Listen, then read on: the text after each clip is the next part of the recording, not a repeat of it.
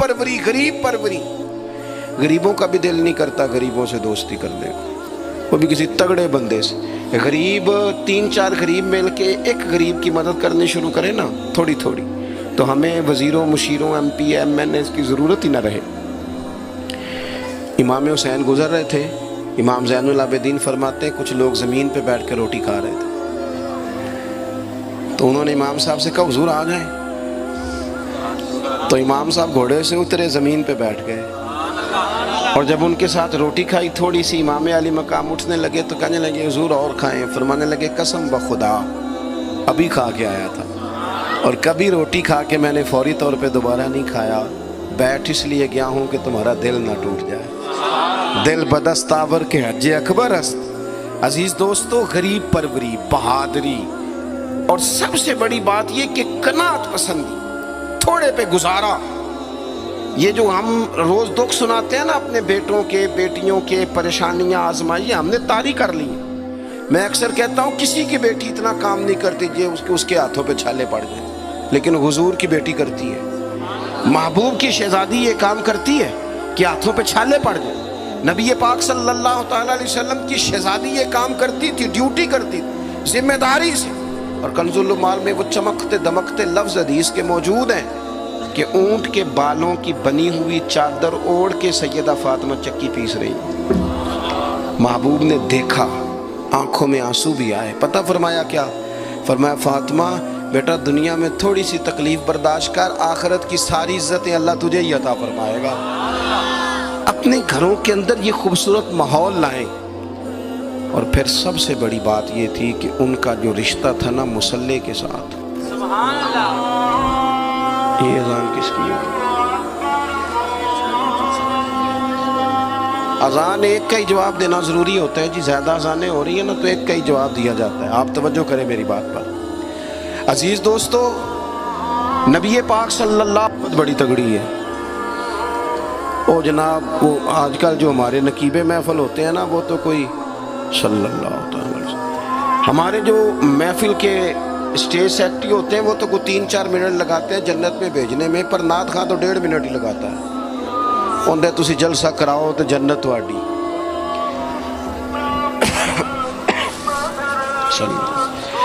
یاد رکھیں کہ نسبت کی مضبوطی ایک بڑی عظمت ہے. اللہ والوں کی نسبت بڑی چیز ہے، اور خدا دے یہ دولت تو یہ بڑی چیز ہے، یہ بڑی چیز ہے. یاد رکھ لے میرے عزیز کہ جب آپ کا رشتہ اگر نسبت تگڑی ہے تو عبادت کرنے سے تو اور تگڑی ہو جائے گی، مصلی پہ بیٹھنے سے تو اور مضبوط ہو جائے گی. آپ نبی پاک علیہ السلام کے گھرانے کا ترک دیکھیں تو وہ عبادت سے بڑا ان لوگوں کا شغف ہے، اللہ اللہ کرنے سے بڑا ذوق ہے. ہم نا پہلے بھی کمزوریاں کافی تھی، پر جب سے موبائل آیا ہے نا یہ موبائل تسبیح کی جگہ پہ آیا ہے. ہاتھوں میں تسبیح ہوتی تھی جہاں موبائل آئے. مصلی کی عبادت، ریاضت کمزور کر لی ہم نے. رسول پاک صلی اللہ علیہ وسلم کا اپنا طریقہ یہ تھا کہ حضرت عائشہ صدیقہ رضی اللہ تعالیٰ عنہ فرماتی ہیں کہ حضور نے ساری رات نماز پڑھی اور قدم شریف میں ورم آ گیا. کبھی آیا ہمارے پیروں میں ورم عبادت کر کے؟ ساری رات نماز پڑھی، قدمین شریفین میں ورم آ گیا.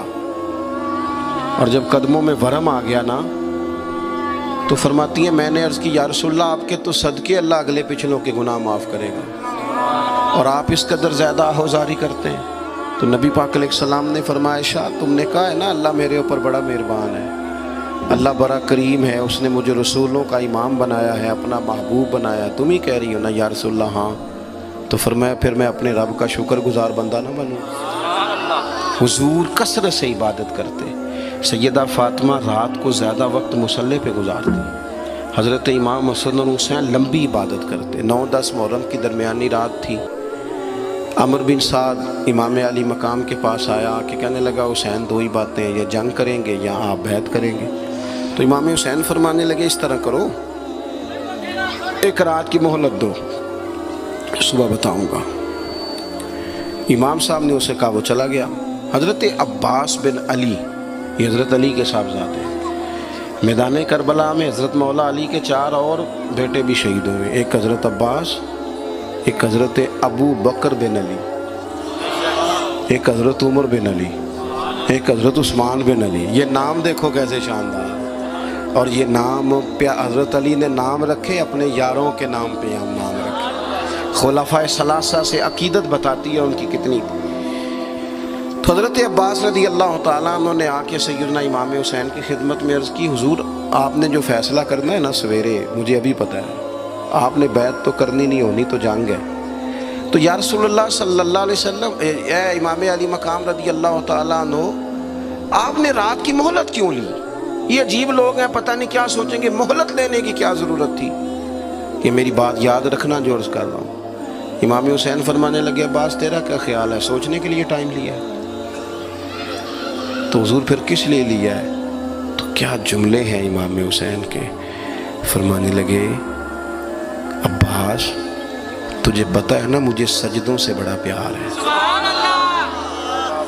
سجدوں سے پیار ہے، دعاؤں سے پیار ہے، عبادت سے پیار ہے. میرا دل کرتا ہے ایک رات رہ گئی ہے میں رج رج کے سجدے کروں، اپنے مالک کے حضور اپنی پیشانی رکھوں، خوب دعائیں مانگوں. تو ان کا تو عبادت سے اتنا شغف تھا. آخری بات سنیں، یزید تو ظاہری طور پر کلمہ بھی پڑھتا تھا، سارے کام کرتا تھا. امام حسین کیوں نکلے اس کے خلاف؟ اس لیے کہ فاسق و فاجر تھا، شرابی بدکار تھا. صحیح بتانا، صحیح. اس بندے کی جیب میں خود ڈھیر سارے گندے گانے ہوں. وہ امام حسین کے نام کی ایک دیگ پکا لے تو امام حسین خوش ہو جائیں گے؟ جو وہاں لڑکیوں کے اسکول کالج کے سامنے روز کھڑا ہو، وہ کہے کہ میں نے 6 نعرے پورے لگائے امام حسین کے نام کے، تو امام حسین خوش ہو جائیں گے؟ امام حسین کی کاز کیا ہے؟ وہ کہتے ہیں کہ ایسے لوگ جو فاسق و فاجر ہوں، اعلانیہ گناہ کرنے والے، وہ کبھی بھی عنان حکومت پہ آنے نہیں چاہیے. اور اگر ہم سپورٹر ووٹر ان لوگوں کے ہوں، ہم انہی لوگوں کے سپورٹر ووٹر ہوں جو ظالم ہیں، فاسق و فاجر ہیں، اور ہم بات کریں امام حسین کی، ہم سے نہ رقم ہوں گے قصید یزید کے. ہم لوگ تو حسین کے سیرت نگار ہیں. دورنگی چھوڑ کے یک رنگ ہو جا، سراسر موم ہو جا یا سنگ ہو جا، آپ کبھی کسی ظالم کے سپورٹر نہ بنے. کبھی بھی آپ کو پتہ چل گیا بندہ غلط ہے تو ڈٹنا سیکھیں، کھڑے ہونا سیکھیں. وَلَا تَحْسَبَنَّ اللَّهَ غَافِلًا عَمَّا يَعْمَلُ الظَّالِمُونَ. اللہ ظالموں کے کاموں سے بے خبر نہیں ہے. کبھی کسی ظالم کی سپورٹ نہ کرے، کبھی بھی. میرے نبی پاک علیہ السلام نے فرمایا، جس نے زمین کی ایک بالشت پر ظلم کیا نا، اللہ 7 زمینوں کا طوق بنا کے قیامت کے دن اس کے گلے میں ڈال دے گا. کبھی کسی ظالم کے ساتھ کھڑے نہ ہونا، کبھی بھی. ایک منٹ کے لیے. وہ ایک دفعہ ایران کا ایک بادشاہ تھا، تو اس نے سوچا کہ میں اپنے بیٹے کو نا گھوڑ سواری سکھا لی ہے، تیر اندازی سکھائی ہے، تو میں نا اسے دین بھی پڑھاؤں. اس نے ایک بزرگ عالم کا انتخاب کیا کہ میرے بیٹے کو آپ نا کتاب و سنت پڑھائیں. تو بچہ ایک زمانہ استاد کے پاس کئی سال جاتا رہا. جب اس کی تعلیم مکمل ہو گئی نا، تو ایک دن